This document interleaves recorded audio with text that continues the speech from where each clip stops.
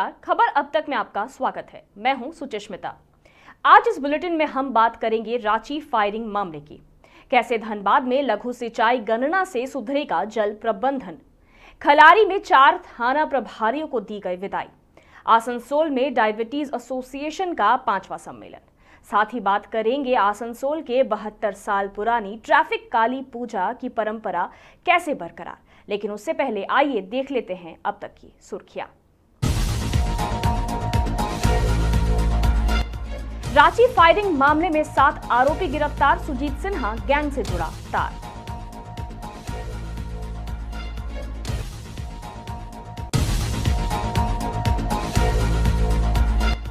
लघु सिंचाई गणना से सुधरेगा जल प्रबंधन, धनबाद में जिला स्तरीय प्रशिक्षण शुरू।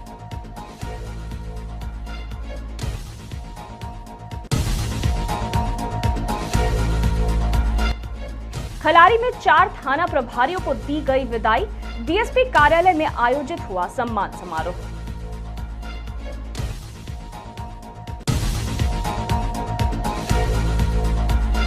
आसनसोल में डायबिटीज एसोसिएशन का 5वां सम्मेलन, 400 से अधिक प्रतिनिधि होंगे शामिल।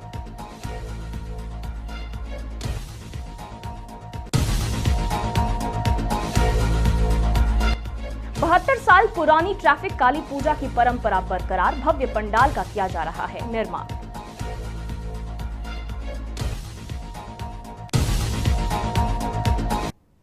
अब बढ़ते हैं विस्तारित खबरों की ओर।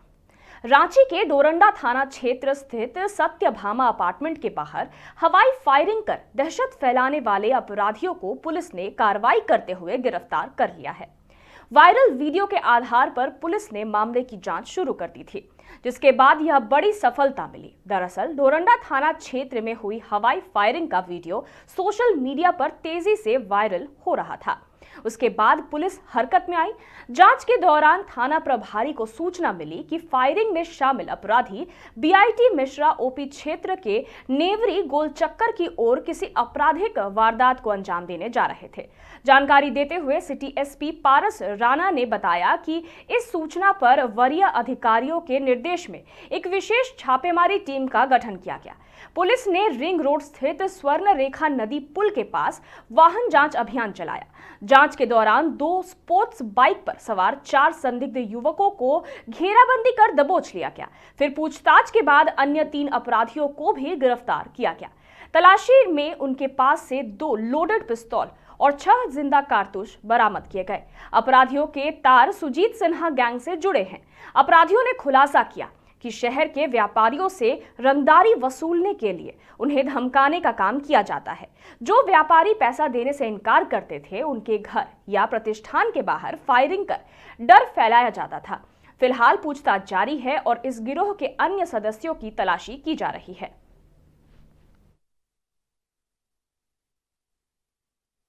4 अक्टूबर को डोरंडा में सत्यभामा अपार्टमेंट के बाहर एक फायरिंग की घटना को पारित किया गया था। तो उसको वेरीफाई किया गया। उसमें फिर 3 लोगों को पहले गिरफ्तार भी किया गया है। उसी में ही अनुसंधान को आगे बढ़ाते हुए कल गुप्त सूचना मिली थी कि उनमें से जो 4 लोग हैं जो मिश्रा थाना अंतर्गत उनके भ्रमणशील होने की सूचना पुलिस को प्राप्त हुई थी। इसी सूचना के पश्चात फिर मिश्रा थाना अंतर्गत चेकिंग लगाई गई थी। उसी में 2 मोटरसाइकिल पे 4 लोग आते हुए जो 4 लोग आ रहे थे उनको फिर पुलिस ने गिरफ्तार किया था। उनके पास से 2 पिस्टल और 2 पिस्टल के अलावा गोलियां उनके पास से बरामद हुई थी तथा यह भी वेरीफाई हुआ था कि जो 2 मोटरसाइकिल थी, ये 2 सेम मोटरसाइकिल थी जिनका इस्तेमाल डोरंडा में जो सत्यभामा अपार्टमेंट के बाहर जो कोयलांचल शांति सेना ने जिसकी जिम्मेदारी ली थी, उसके द्वारा इन 2 मोटरसाइकिल का भी इस्तेमाल किया गया था। उसके पश्चात उन 4 लोगों ने बताया कि उनके वो वेपन सप्लाई करने वाला जो टीम थी वो अलग टीम थी और फिर उनके निशानदेही पर फर्दर 3 लोगों को गिरफ्तार किया गया है। उनके पास से भी कुछ गोलियां बरामद हुई हैं और इसमें टोटल 7 लोगों की गिरफ्तारी हुई है, जिसमें जो 4 लोग हैं वो डायरेक्टली उस फायरिंग में शामिल थे जो डोरंडा में सत्यभामा अपार्टमेंट के बाहर जो फायरिंग की गई थी। अनुसंधान के क्रम में यह भी बात सामने आई कि इनका सबका जो कोयलांचल शांति सेना जो है वो डायरेक्ट उसमें सुजीत सिन्हा का डायरेक्ट रोल उसमें आ रहा है। सुजीत सिन्हा ने ही भय का माहौल बनाने के लिए ये संस्था शुरू करने की कोशिश करी थी इसमें आगे भी छापेमारी जारी है और आगे भी जो डायरेक्ट कांटेक्ट में थे, इनमें से भी 2 से 3 लड़के डायरेक्ट सुजीत सिन्हा के कांटेक्ट में थे, जो कि व्हाट्सएप पे और बाकी वर्चुअल ऐप्स का यूज़ करके और वर्चुअल नंबर्स का यूज़ करके डायरेक्ट सुजीत सिन्हा से। धनबाद में जल संसाधन प्रबंधन को सुदृढ़ बनाने के लिए जल संसाधन विभाग ने लघु सिंचाई गणना आधारित प्रशिक्षण कार्यक्रम शुरू किया। इस प्रशिक्षण में डीडीसी और जल संसाधन विभाग के अभियंता सहित सभी प्रखंडों के प्रगणक शामिल हुए और कार्यशाला में जल संसाधन प्रबंधन और गणना प्रक्रिया पर विस्तृत जानकारी दी गई। यह प्रखंड को 15 नवंबर तक अपनी गणना रिपोर्ट सौंपनी होगी। प्रशिक्षण का उद्देश्य जिले के सभी जल स्रोतों का अध्ययन करना और उनके उपयोग की संभावनाओं को आंकलित करना है। इस रिपोर्ट के आधार पर भविष्य में मछली पालन समेत अन्य जल आधारित रोजगार के अवसर विकसित किए जा सकेंगे। जिले के लोगों को इस कार्यक्रम के माध्यम से तकनीकी प्रशिक्षण दिया जा रहा है, जिससे वे अपने क्षेत्रों के जल संशोधन का सही उपयोग कर सके और स्थानीय रोजगार सृजन में योगदान दे सके।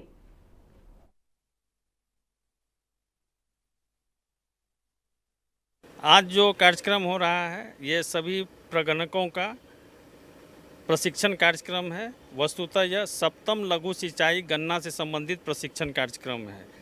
इसमें कार्यपालक अभियंता लघु सिंचाई प्रमंडल की पूरी टीम लगी हुई है। कार्यपालक अभियंता के नेतृत्व में यह टीम कार्य कर रही है। 15 नवंबर तक जितने भी वाटर बॉडीज हैं इस जिला में सबों की गणना की जानी है और इसकी ऑनलाइन पोर्टल पर प्रविष्टि की जानी है। इसके संबंध में सभी प्रगणकों को प्रशिक्षित किया जा रहा है। मास्टर ट्रेनर उपलब्ध हैं, एक भी वाटर बॉडी नहीं छूटे और जितनी प्रकार की जानकारियां प्रविष्ट की जानी है सभी सही प्रविष्ट हो, ताकि उन आंकड़ों का भविष्य में हम लोग अन्य कार्यों में बेहतर उपयोग कर सकें। यही इस प्रशिक्षण का मुख्य उद्देश्य है। सर, ये छठी गणना से किस तरह अलग है? छठी गणना पेपर आधारित गणना थी, ये पूर्णतः पेपर लेस गणना है। यानी कि जो भी प्रविष्टि होगी वो ऑनलाइन होगी, पोर्टल के माध्यम से होगी। सारे प्रगणकों का आईडी पासवर्ड क्रिएट कर दिया गया है, उसी के माध्यम से ये सारी सूचनाएं एकत्रित करके प्रविष्टि की जाए। मांडर, चान्हो, बुढ़मू और ठाकुर गांव के थाना प्रभारियों के तबादले के बाद खलारी डीएसपी कार्यालय में विदाई समारोह आयोजित किया गया। इस अवसर पर डीएसपी खलारी राम नारायण चौधरी ने स्थानांतरित थाना प्रभारियों को सम्मानित करते हुए उनके कार्यकाल की सराहना की और नई जिम्मेदारियों के लिए शुभकामनाएं दी। उन्होंने कहा कि सभी थाना प्रभारियों ने अपने अपने क्षेत्र में कानून व्यवस्था बनाए रखने और आम जनता के बीच पुलिस की छवि सुदृढ़ करने के महत्वपूर्ण भूमिका निभाई है। कार्यक्रम में कई पुलिस अधिकारी, जवान तथा स्थानीय जनप्रतिनिधि मौजूद रहे।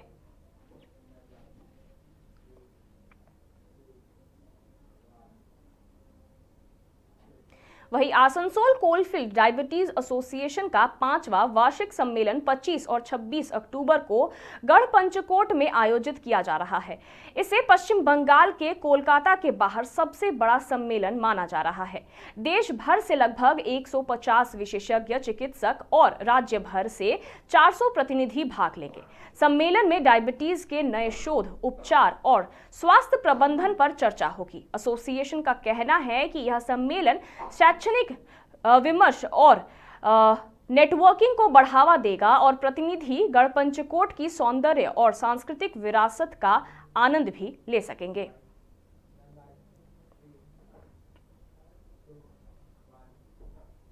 करीब 72 वर्षों से आसनसोल शहर में ट्रैफिक सार्वजनिक काली पूजा कमेटी द्वारा काली पूजा का आयोजन किया जा रहा है। इस वर्ष पूजा का विशेष आकर्षण है ग्राम बंगला, जिसमें मां काली की 15 फुट ऊंची प्रतिमा शमशान काली रूप में स्थापित की गई है। एक समय में ट्रैफिक काली पूजा आसनसोल के मेले और धार्मिक आयोजनों का प्राय थी। भले ही अब मेला बंद हो गया है, परंपरा के अनुसार पूजा आज भी नियमित रूप से मनाई जाती है। विशेष रीति के तहत तारापीठ से जल लाकर मां काली की पूजा की जाती है और पूजा संपन्न होने के बाद वही जल भरा घट वापस तारापीठ ले जाकर नदी में विसर्जित किया जाता है। पूजा के दौरान विभिन्न सांस्कृतिक कार्यक्रमों और भोग का आयोजन भी किया जाता है।